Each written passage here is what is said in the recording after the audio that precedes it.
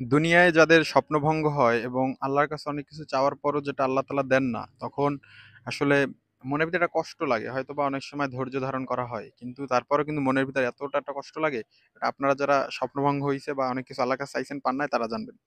এখন কথা হলো, এখন আমাদের দুনিয়ায় আমরা অনেক কিছু থেকে বঞ্চিত হইলাম। এখন আমাদের আসলে ভাবতে হবে যে দেখেন দুনিয়ায় যারা পাইছে তারা তো দুনিয়ায় পাইছি। অনেকের ভিতর ভালো মুসলিম, কিন্তু অনেকে ভালো মুসলিমও না।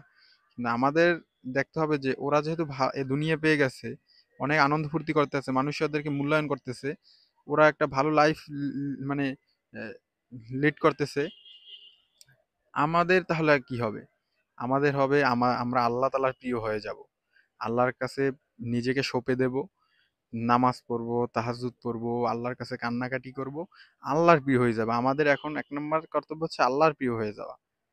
তাহলে কিন্তু আমরা দুনিয়া আল্লাহ দেখ বা না দেখ, জান্নাত অবশ্যই আমাদেরকে আল্লাহ তাআলা দেবেন।